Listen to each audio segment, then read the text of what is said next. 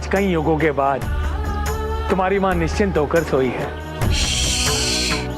मध्यम स्वर में बोलिए, कहीं निद्रा भंग ना हो जाए। मैं तो इसीलिए हिल भी नहीं रहा।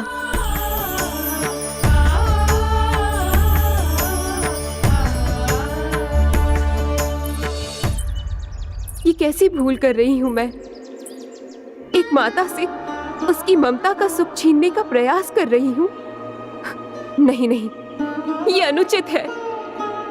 मैं गणेश की माता हूँ और रहूंगी भी, किंतु देवी अदिति भी तो उसकी माता है ना।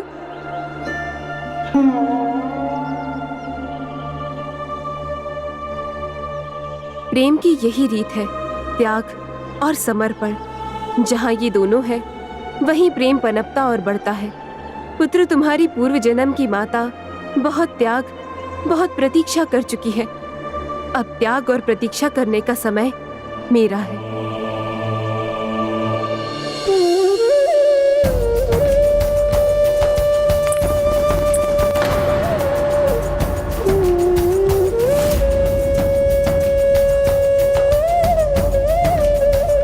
माता, माता, माता।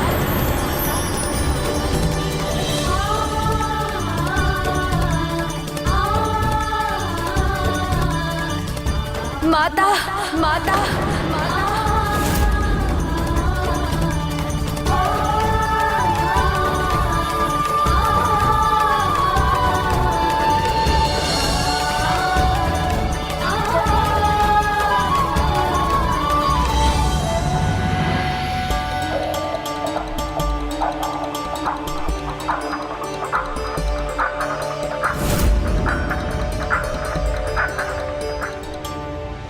देवी पार्वती यहाँ, और विनायक ने उन्हें माँ क्यों बुलाया? मैं वचन देता हूँ देवी, विनायक अपने भविष्य के एक अवतार में आपसे भेंट करने अवश्य आएगा। ओह, तो देवी पार्वती विनायक के इस अवतार की माँ है और कदाचित अपने पुत्र को यहाँ देखकर उनसे रहा नहीं गया। ये मुझसे अधिक और कौन समझ सकता है। एक माँ ही दूसरी माँ का कष्ट समझती है।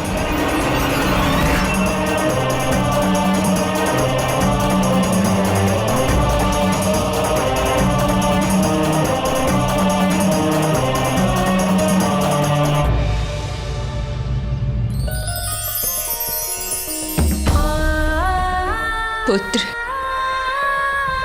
तुम में मैं अपने पुत्र विनायक की झलक देख रही हूँ। तुम्हें पाकर मैं अपने वात्सल्य में इतना खो गई थी कि मैं तो भूल ही गई थी कि मेरे विनायक होने के साथ साथ तुम देवी पार्वती के गणेश भी हो। पुत्र, तुमने तो अपना वचन निभा दिया है। मेरी प्रतीक्षा का फल मुझे मिल गया है। किंतु पुत्र, यदि मेरे सुख से दूसरी माँ दुखी हो तो ये उचित नहीं है और ना ही मुझे इसका कोई अधिकार है। तुम तो देवी पार्वती के नंदन हो, इसलिए तुम्हारा कर्तव्य है देवी पार्वती को प्रसन्न रखना। देवी पार्वती को यूं यहाँ से इस प्रकार विचलित होकर मत जाने दो। एक माँ की पीड़ा मैं भली भांति समझ सकती हूँ, इसलिए मैं तुम्हें अनुमति देती हूँ। जाओ पुत्र, जाओ।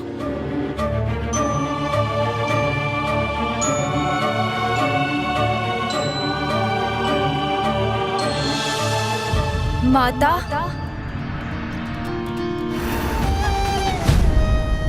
माँ तो त्याग की मूर्ति होती है। ऐसा निस्वार्थ प्रेम तो एक माँ ही कर सकती है। एक माँ के मन की पीड़ा आप नहीं समझ सकती देवी लक्ष्मी।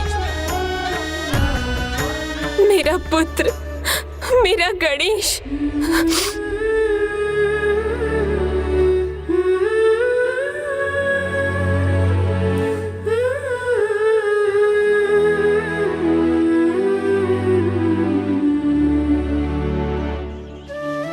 क्षमा कर दीजिए देवी अदिति।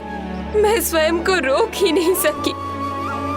मेरा मन इतना व्याकुल था इस विचार से। नहीं देवी पार्वती, आपको क्षमा मांगने की कोई आवश्यकता नहीं है। मैं समझती हूँ कि आपको आपकी ममता यहाँ ले आई है। आप तो जगत जननी है, ममता का सागर है आपके भीतर। फिर आप उस सागर को कैसे रोक सकती थी? ममता का सागर जो आपके भीतर है वो तो संपूर्ण जगत के लिए उदाहरण है। सतयुग से द्वापर युग तक आपने अपने पुत्र की प्रतीक्षा की और मैं तो 2 पहर भी स्वयं को रोक नहीं सकी। इसलिए मैं गणेश की माता आपको ये आशीष देती हूँ। प्रत्येक संकष्टी जो गणेश की पूजा और व्रत के लिए विशेष दिवस है, जिस दिवस मेरे पुत्र ने प्रथम पूज्य का स्थान प्राप्त किया, उस संकष्टी के दिवस गणेश आपसे मिलने इस आश्रम में अवश्य आएगा।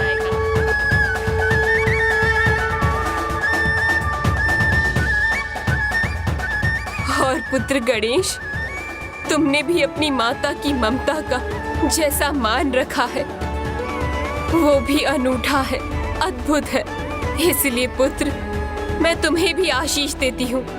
जो भी नारी संकष्टी व्रत संपूर्ण निष्ठा से करेगी उसे संतान सुख अवश्य प्राप्त होगा।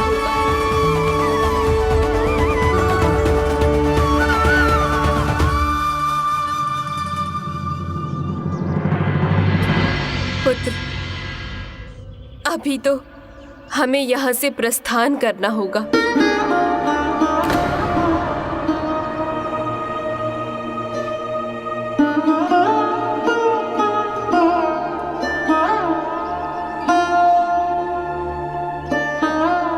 जाओ पुत्र।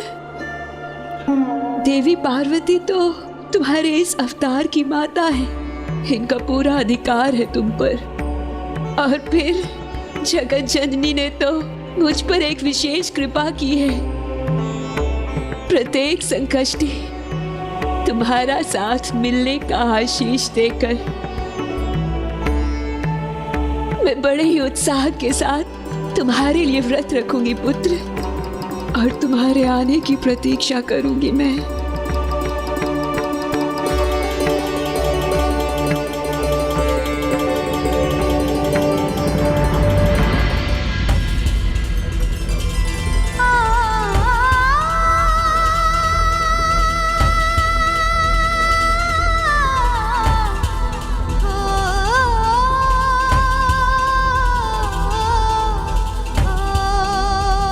प्रणाम माता। प्रणाम पिताश्री।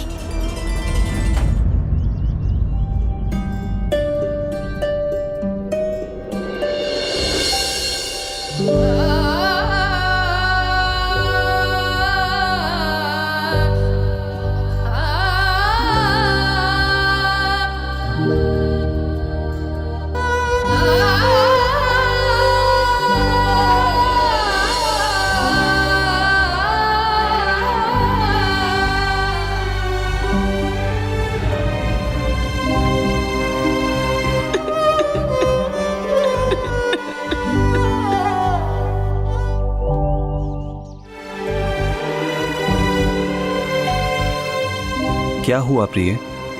आप इतनी उदास क्यों हैं? भाग्यशाली होती है वो माँ जिनके आंचल की छांव में संतान पलती है।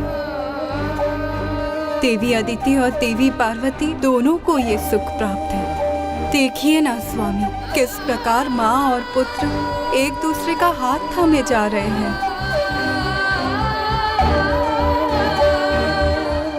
और अब तो संसार की सभी नारियों को जगत जननी ने आशीर्वाद भी दिया है। जो संकष्टी व्रत करेंगी उन्हें गणेश के समान आज्ञाकारी और स्नेही संतान का सुख मिलेगा।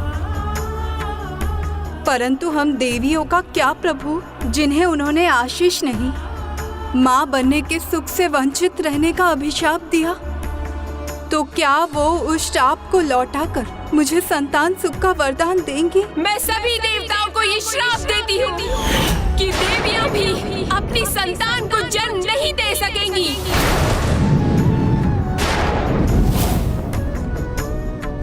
बताइए ना स्वामी, मेरे प्रश्न का कोई उत्तर नहीं है ना आपके पास? तो उचित है, जिन्हें इसका उत्तर देना चाहिए। अब ये प्रश्न भी मैं उन्हीं से पूछूंगी। प्रिय,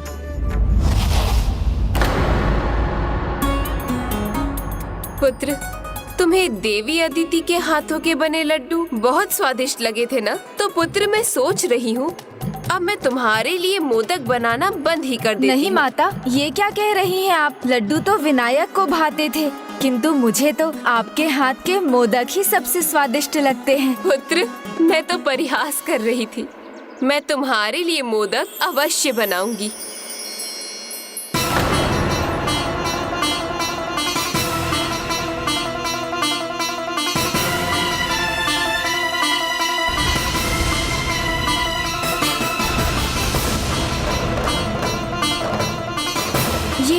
ये क्या हो रहा है माता? सब निस्तेज क्यों हो रहा है?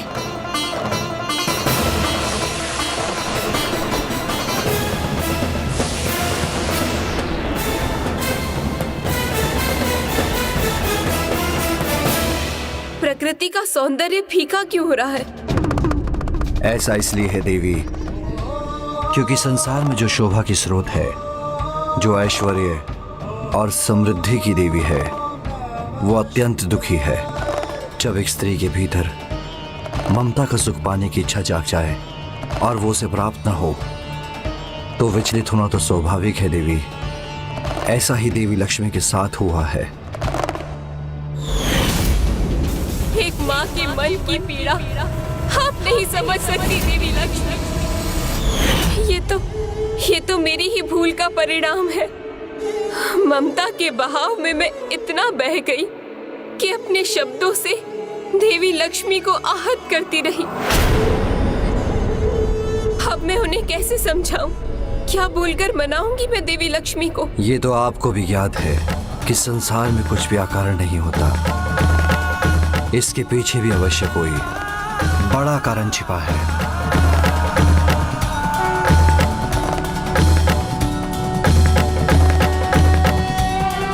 जो भी हो स्वामी, किंतु अभी तो मुझे देवी लक्ष्मी का सामना करने से भी संकोच हो रहा है। और ये गणेश की माँ, गणेश की माँ, सुनती है गणेश की माँ? कहाँ है आप? यहाँ आइए गणेश की माँ, मुझे आपसे कुछ कहना है।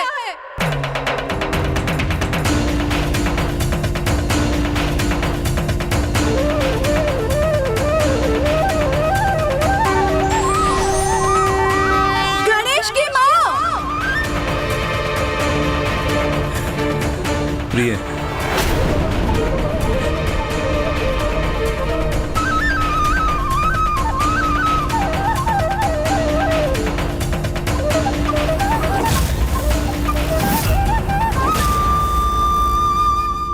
सत्य कहा आपने। ना मुझे मातृत्व का अनुभव है और ना ज्ञान। मैं नहीं समझ सकती एक माँ की ममता। तो उचित है मुझे भी मातृत्व का अनुभव प्राप्त करना है। मुझे भी माँ बनना है। क्या आप मुझे माँ बनने का आशीर्वाद दे सकती हैं? महादेव से ऐसा अनुचित वरदान मांगने का दुस्साहस कैसे किया? मैं सभी देवताओं को ये श्राप देती हूँ कि देवियाँ भी अपनी संतान को जन्म नहीं दे सकेंगी। किंतु आप कैसे दे सकती है आशीष? आपने ही तो हमें श्रापित किया।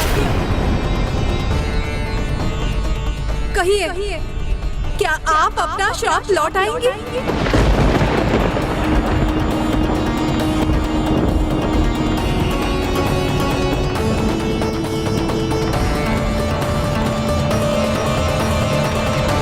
ये मैं कर सकती तो अवश्य करती। तो आप नहीं करेंगी।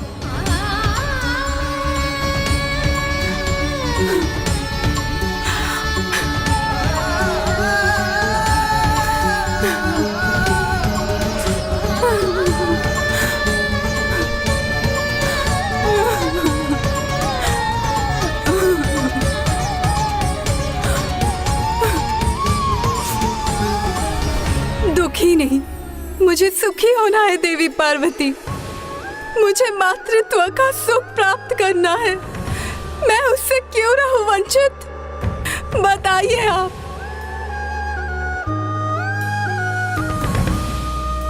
हे जगत जननी, आज सखी बनकर नहीं, जगत जननी के रूप में मुझे भी आशीष दीजिए।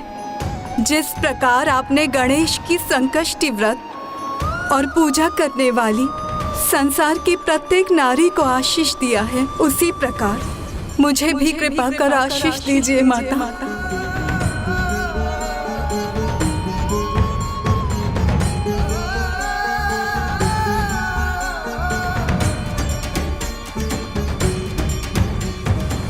कहिए ना महेश्वरी, आप मुझे भी आशीष देंगी ना? जिस प्रकार दिया हुआ वरदान वापस नहीं लिया जा सकता, उसी प्रकार दिया हुआ श्राप वापस नहीं लिया जा सकता।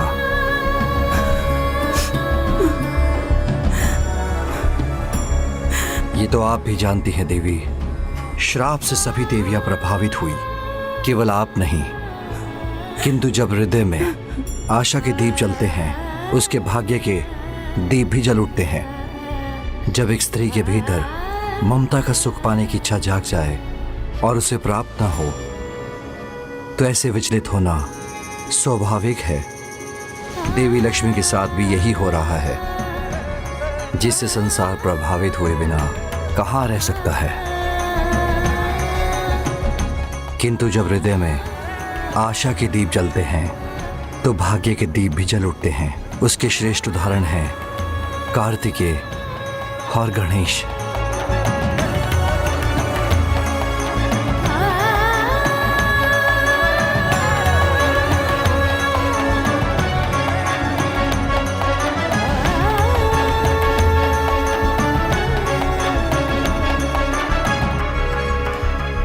हमारे हृदय में आशा का दीप तो आपने जला दिया महादेव, किंतु इस दीप को आपके मार्गदर्शन रूपी घृत की आवश्यकता है। गणेश ही तो है वो आशा का साकार रूप, परम ब्रह्म महागणाधिपति जी का अवतार, और महागणाधिपति आशा के सर्वोच्च प्रतीक हैं। आपकी आशा के दीपक को ज्योति वही प्रदान करेंगे। विद्यार्थी लाभते विद्याम, धनार्थी लाभते धनम, पुत्रार्थी लाभते पुत्रम, मोक्षार्थी लाभते गतिम। अर्थात जो परम ब्रह्म महागणाधिपति जी की उपासना करता है, उस विद्यार्थी को विद्या, धन की इच्छा रखने वाले को धन, मोक्ष की इच्छा रखने वाले को गति, और संतान की इच्छा रखने वाले को संतान प्राप्ति का मार्ग खुल जाता है। उचित है महादेव, हम दोनों महागणाधिपति जी की उपासना करेंगे।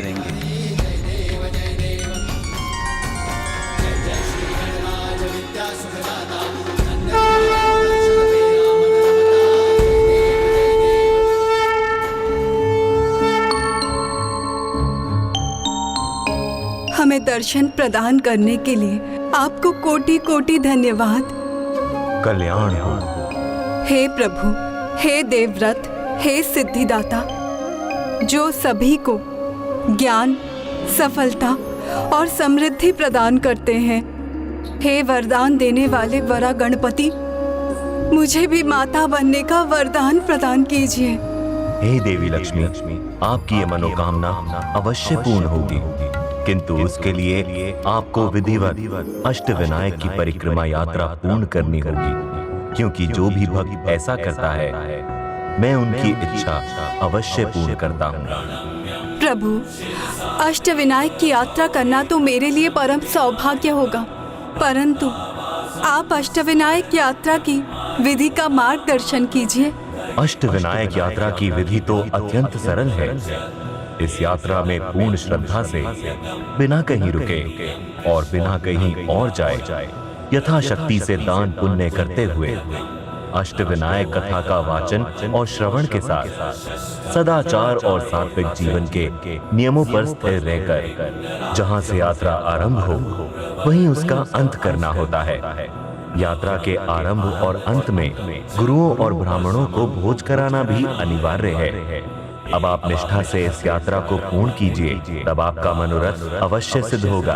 और अष्टविनायक यात्रा का आरंभ मयूरेश्वर से होता है, फिर सिद्धि टेक के सिद्धि विनायक, बलालेश्वर, वरद विनायक, चिंतामणि, गिरिजात्मक, विघ्नेश्वर और अंत में महागणपति मंदिर इस यात्रा का अंतिम पड़ाव है। सभी अष्टविनायक दर्शन के उपरांत मयूरेश्वर लौटकर आप अपनी यात्रा संपन्न करेंगे और आपकी मनोवांछित कामना अवश्य पूर्ण होगी। आपका कोटि कोटि धन्यवाद प्रभु। आज से हम विधि विधान से अपनी यात्रा आरंभ करेंगे।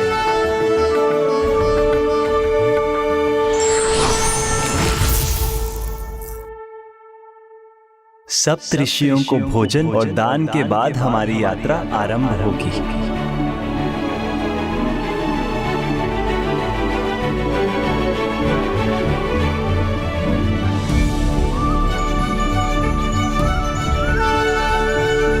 गरुड़ जी,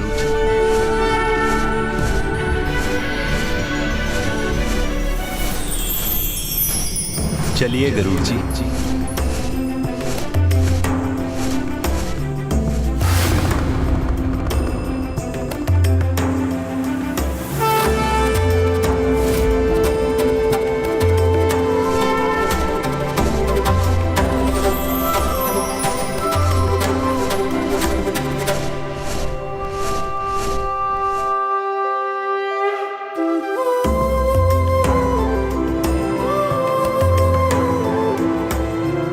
देवी, हम मयूरेश्वर धाम के निकट हैं। यहाँ से हमें प्रभु महागणाधिपति के सभी भक्तों के समान पद यात्रा करनी चाहिए।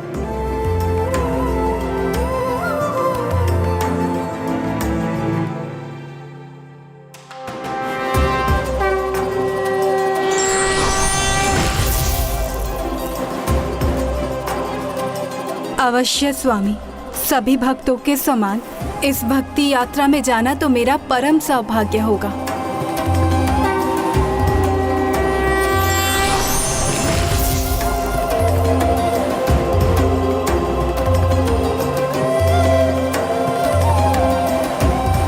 प्रभु मयूरेश्वर की जय। मेरी भी यही कामना है कि देवी लक्ष्मी की ये यात्रा सफलतापूर्वक संपन्न हो और उन्हें भी पुत्र गणेश के समान संतान का सौभाग्य प्राप्त हो।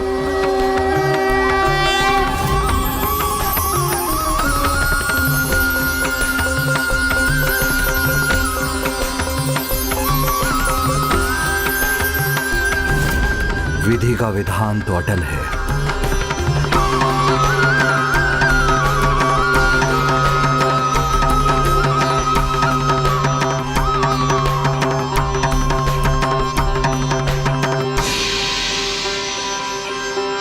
स्वामी, हम मयूरेश्वर धाम पहुंच गए।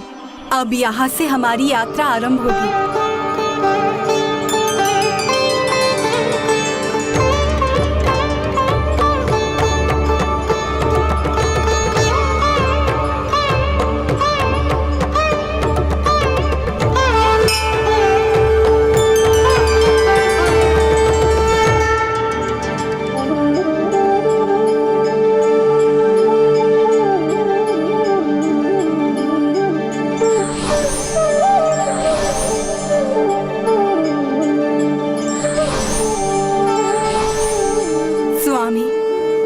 प्रभु श्री मयूरेश्वर के अद्भुत रूप के बारे में मुझे बताने की कृपा कीजिए। उचित है देवी, मैं आपको प्रभु मयूरेश्वर श्री गणेश की कथा सुनाता हूं।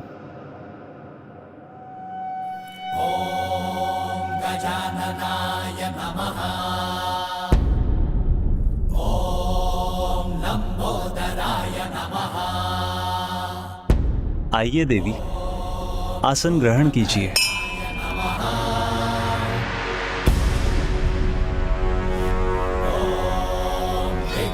श्री गणेशाय नमः। मयूरेश्वर भगवान की कथा इस प्रकार है।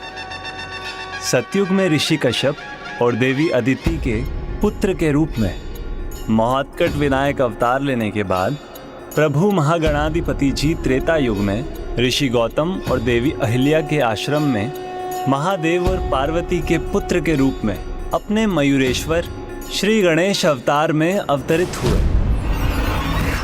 ओम नमः शिवाय। ओम नमः शिवाय। ओम नमः शिवाय। ओम नमः शिवाय।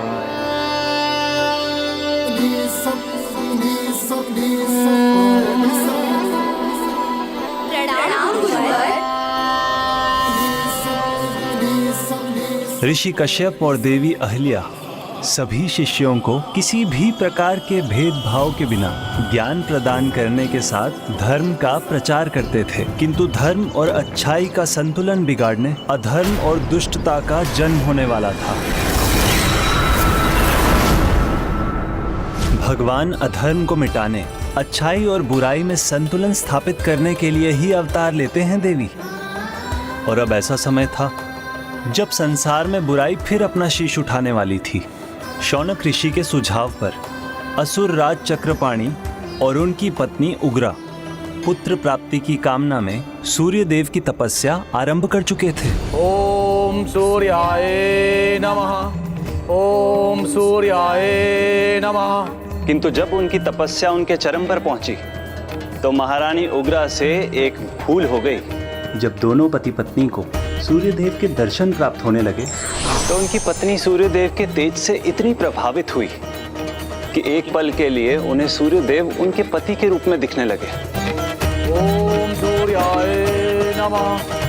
ओम सूर्याय नमः।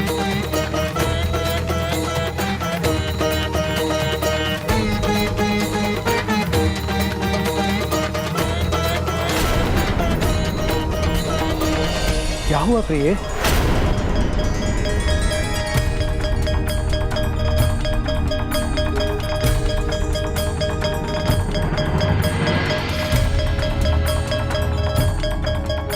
क्षमा महाराज, क्षमा।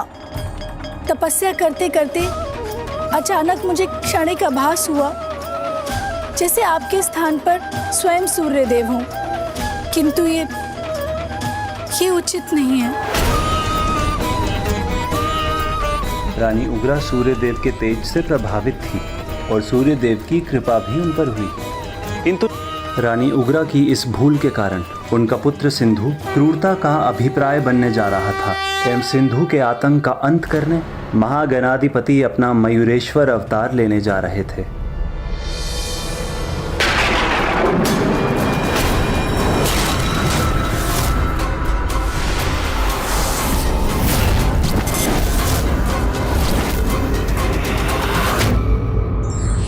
आशावादी व्यक्तियों का हृदय आशा के प्रकाश से सदा प्रकाशित रहता है और यही प्रकाश व्यक्ति के भाग्य को प्रकाशित करता है। For more updates, subscribe to our channel, click the show links and enjoy watching the videos.